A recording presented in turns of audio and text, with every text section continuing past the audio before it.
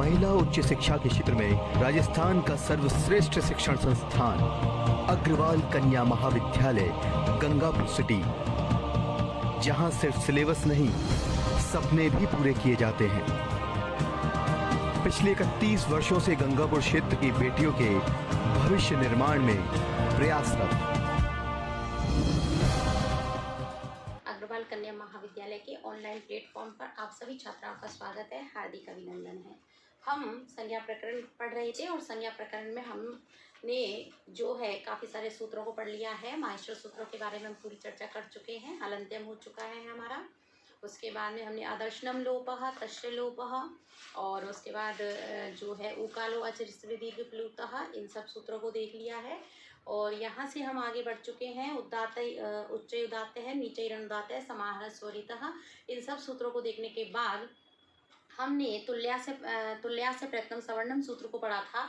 और तुल्यास्य प्रयत्नम जो सवर्णम सूत्र था उसी में हमने दो चीज़ें देखी थी। तुल्यास्य प्रयत्नम सवर्णम, ये सवर्ण संज्ञा करने का सूत्र होता है और इसमें हमने देखा कि जिनके उच्चारण स्थान और आभ्यंतर प्रयत्न दोनों समान होते हैं उनकी सवर्ण संज्ञा होती है। उच्चारण स्थानों के बारे में हम चर्चा कर चुके हैं। आज से यानी मुख होता है, मुख के द्वारा जिनका उच्चारण होता है ऐसे उच्चारण स्थान। तो उच्चारण स्थानों के द्वारा जो है और प्रयत्नों के हम बारे में पढ़ रहे थे। तो प्रयत्न यहाँ पर जो हमने अर्थ लगाया था वो केवल आभ्यंतर प्रयत्न को ही लगाया था। फिर यहीं से प्रश्न पैदा हुआ था कि भाई प्रयत्न कितने प्रकार के होते हैं। तो हमने देखा था कि जो हमारे यत्न हैं और यत्न जो है हमारे दो प्रकार के हैं, आभ्यंतर और बाह्य। आभ्यंतर कितने प्रकार के हैं ये हमने देख लिया है। आभ्यंतर हमारे 5 प्रकार के होते हैं, स्पृष्ट, ईषद स्पृष्ट, विवृत, ईषद विवृत और समृद्ध। अब हम यहाँ देख चुके हैं कि स्पृष्ट में कौन कौन से वर्ण हैं, ईषद स्पृष्ट में कौन से हैं, विवृत में कौन से हैं, ईषद विवृत में कौन से हैं और समृद्ध में कौन से हैं। अब प्रश्न पैदा होता है किसके बारे में, बाह्य यत्नों के बारे में।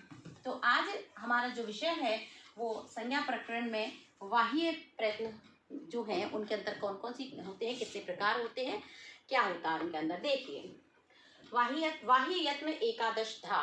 जो बाह्य यत्न है ये हम यहाँ हेडिंग डाल लेते हैं, बाह्य यत्न। देखो आप इसको दोनों प्रकार से लिख सकते हो, ऐसे भी लिख सकते हो और है में ऐसे लगा करके भी आप लिख सकते हो।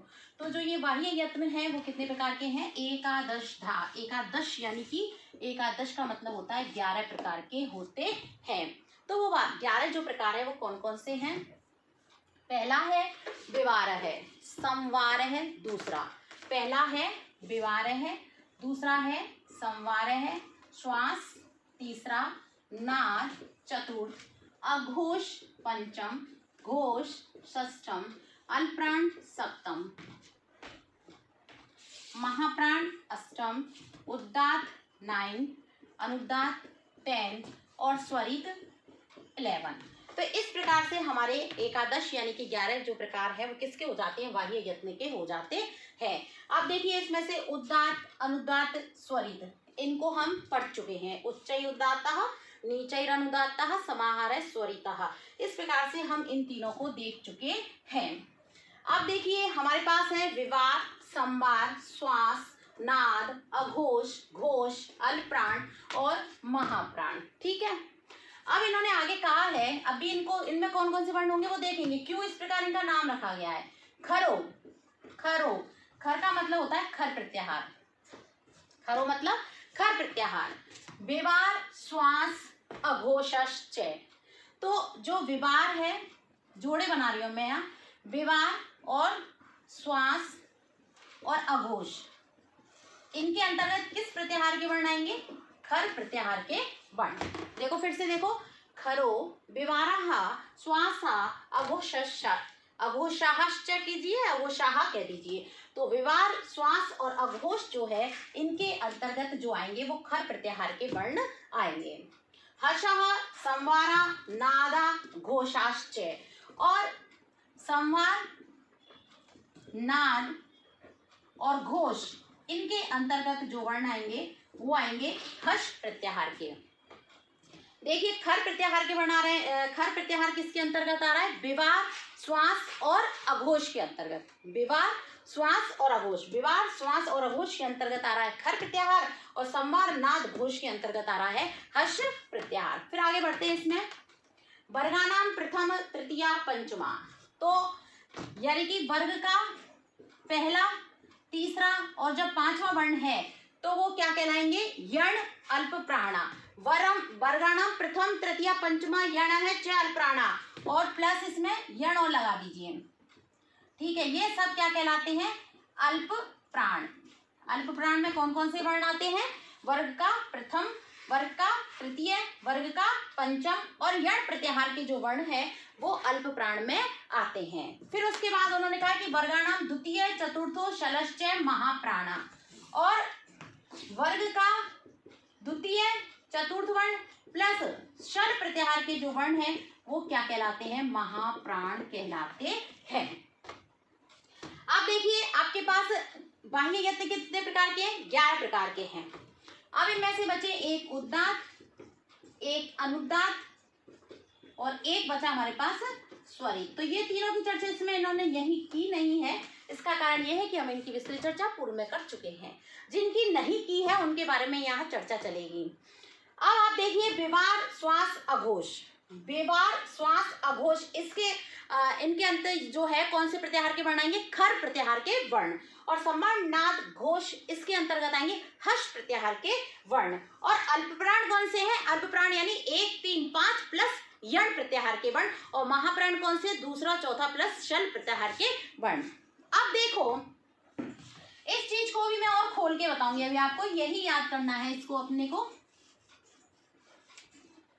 मैंने आपसे कहा कि खर प्रत्याहार, ठीक है, खर प्रत्याहार में कौन कौन से वर्ण आते हैं? ख, फ, छ, ठ, थ, च, ट, त।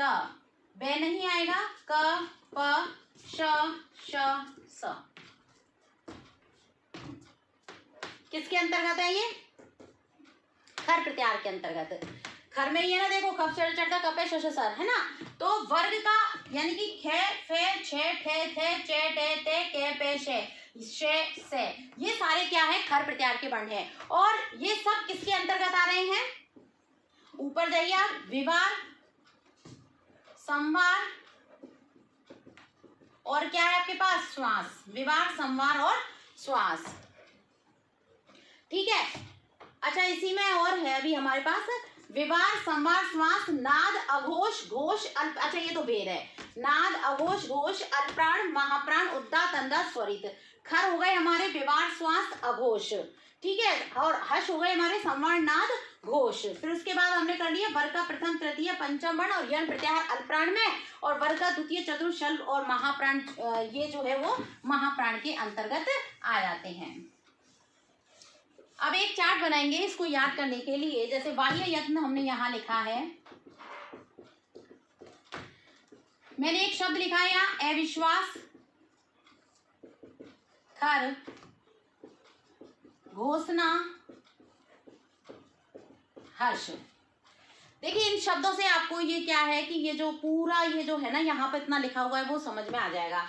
अविश्वास कर, ऐसे मतलब हमारा क्या है? अघोष। ऐसे मतलब अघोष।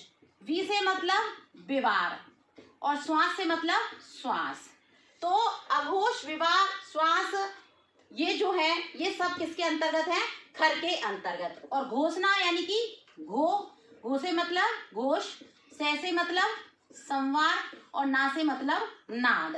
तो घोष, संवार और नाद ये किसके अंतर्गत आएंगे? इसके अंतर्गत किसके वर्ण आएंगे? हर्ष प्रत्याहार के वर्ण। एक बार हर्ष को और खोल लेते हैं। ह, य, ब, र, ट, ले, यम गणनम, झवे, घर, गणदश और जब गणदश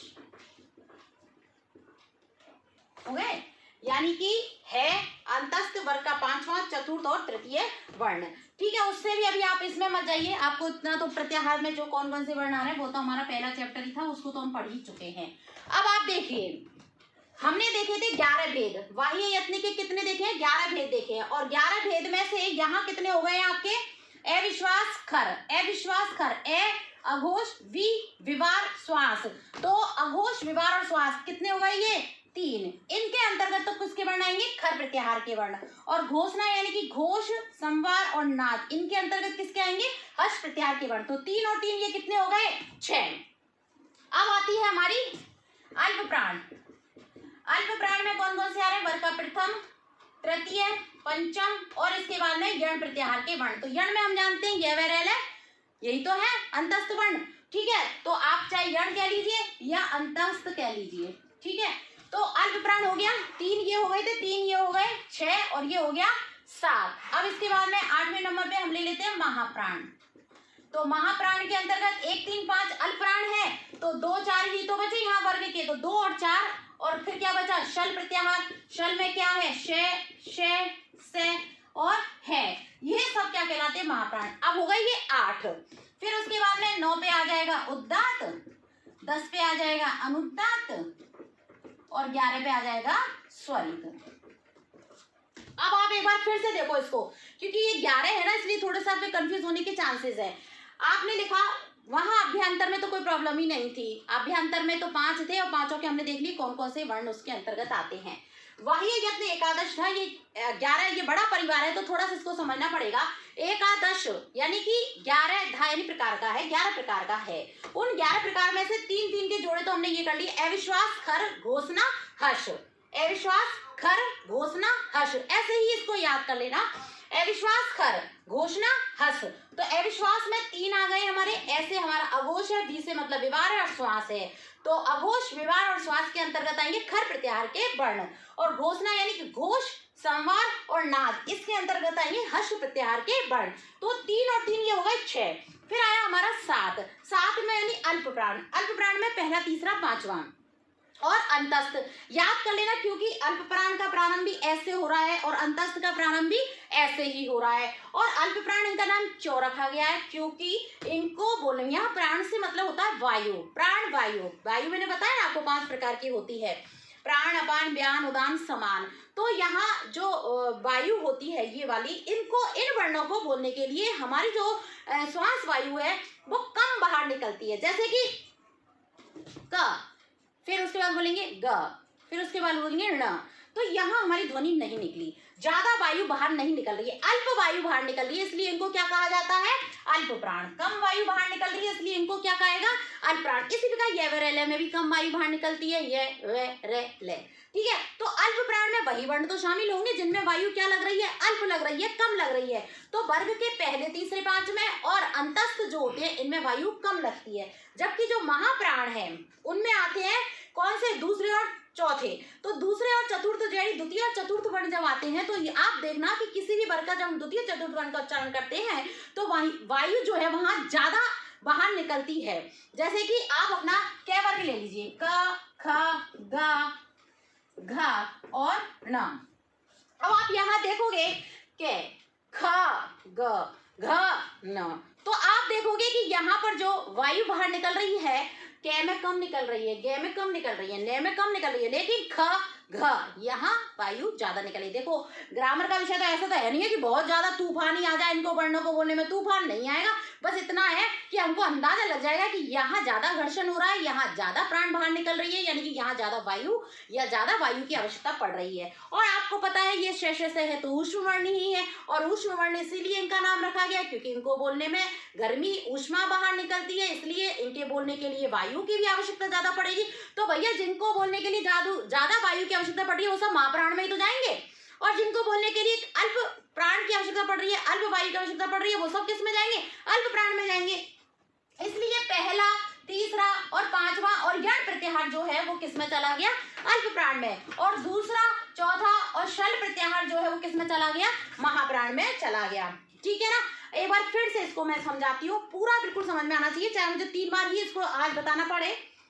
यत्न है, बाह्य यत्न की चर्चा चल रही है, कितने प्रकार के हैं? 11 प्रकार के। नाम क्या है? विवार, संवार, श्वास, नाद, अघोष, घोष, अल्पप्राण, महाप्राण, उदात्त, अंदाज, स्वरित। तो देखो अल्पप्राण, महाप्राण 2 बिल्कुल याद हो गए, उदात्त, अंदाज, स्वरित 3 बिल्कुल याद हो गए, 3, 2, 5। फिर घोष के संग में अघोष, ठीक है, हो गया। संवार के संग विवार, हो गया। बचा क्या? नाद। तो विवार, संवार, नाद और श्वास, नाद और श्वास, नाद यानी भी ध्वनि होती है, ठीक है। तो विवार संवार श्वास नाद अघोष घोष अल्पप्राण महाप्राण उद्गात अंदाज स्वरित। जब हम फर्स्ट ईयर में थे तो हमने ऐसे ही जोड़े बनाकर इनको याद किया था, क्योंकि उस समय हमें लॉजिक जो होता है ना उनके क्रम का, वो हमें वहाँ उस समय मायने नहीं रखता है। वहाँ मायने रखता है हमें उस समय कि बस हमें ये 11 याद हो जाए, कैसे भी याद हो जाने चाहिए। तो आप भी उसी तरीके से याद कर सकते हो। अल्पप्राण महाप्राण 2 हो गए, उद्गात अंदाज स्वरित 3 हो गए, 3 2 5 हो गए। फिर विवार के संग संवार याद कर लेना, और किसके संग, नाद के संग में नाद के संग श्वास और घोष और अघोष। ठीक है, तो अब आप क्या करोगे, अब भैया लेकिन जोड़े तो हमें इनके अलग अलग चाहिए, इसलिए हम जोड़े बनाने के लिए क्या करेंगे, ये 2 शब्द याद कर लेंगे। अविश्वास खर, यानी कि आप किसी पर अविश्वास, खर से मतलब यहाँ तुम ये मान लो एक तरीके से कि लॉजिक याद करने के लिए बता रही हूँ कि अविश्वास यदि आप किसी पर करते हो तो वो क्या करेगा, घोषणा करेगा और जोर जोर से हंसने लगेगा। तो अविश्वास कर घोषणा हर्ष, तो अविश्वास के अंतर खर प्रत्याहार के वर्ण और घोषणा के अंतर्गत हर्ष प्रत्याहार के वर्ण। अश्वास क्या है, ए का मतलब अघोष है, बी का मतलब विवार है, और श्वास श्वास है ही है। घो यानी घोष है, से यानी संवार है, ना यानी नाद है। फिर अब बचा अल्पप्राण और महाप्राण, तो अल्पप्राण महाप्राण हमारा हो गया। अल्पप्राण में पहला तीसरा पांचवा और अंतस्थ वर्ण आ गए, और महाप्राण में दूसरा चौथा और कौन से वर्ण आ गए, शल प्रत्याहार के वर्ण, यानी कि श से है, यानी कि ऊष्म वर्ण संघर्षी वर्ण आ गए। ठीक है, तो यहाँ अब आप एक बार फिर से इसको हम रिवाइज करते हैं। बाह्य यत्न एकादश का, बाह्य यत्न एकादश प्रकार का होता है। विवार संवार श्वास नाद अघोष घोष अल्पप्राण महाप्राण उद्गात अंगात स्वरितः च इति। खरो विवारः श्वासः अघोषाश्च, जो खर होते हैं वो विवार श्वास और अघोष होते हैं। जो खर होते हैं वो विवार श्वास और अघोष होते हैं।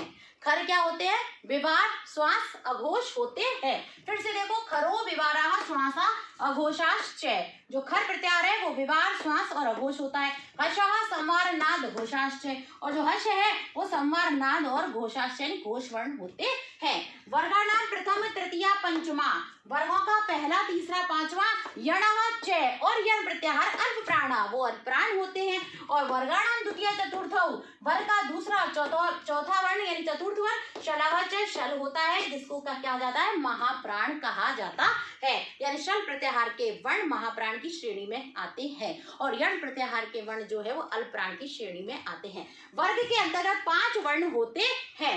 वर्ग के अंतर्गत 5 वर्ण होते हैं, जिसमें से पहला तीसरा और पांचवा ये तो हो जाते हैं अल्पप्राण, और दूसरा और चौथा ये हो जाते हैं महाप्राण। ठीक है, तो वर्ग के उन्हीं का ही देखो, उन्हीं को ही थोड़ा तोड़ मड़ोड़ के उनको इसमें डाल दिया, फिर उनको वहां से निकाला इसमें डाल दिया। इस तरीके से यहाँ पर ये चर्चाएं चलती रहती हैं। तो आपको क्या करना है, आपको अभ्यंतर यानी कि यत्न जो है आपके 2 प्रकार के हैं, आभ्यंतर बाह्य। आभ्यंतर कितने हैं, उनके अंदर कौन कौन से वर्ण हैं, बाह्य कितने हैं, उनके अंदर कौन कौन से वर्ण हैं, इन सबको याद करते हुए चलना है। कल हम जो चर्चा करेंगे जिस सूत्र के बारे में, वो है अणुदित सवर्ण से च अप्रत्यय है। तो आप तैयार रहना उस सूत्र को पढ़ने के लिए, और इनमें यदि आपको कोई प्रॉब्लम हो तो देखना, पहले वीडियो को भी 1-2 बार देखने की कोशिश करना, और उसके बाद में यदि फिर भी प्रॉब्लम होती है तो आप मुझसे कंसल्ट कर सकते हो। Thank you.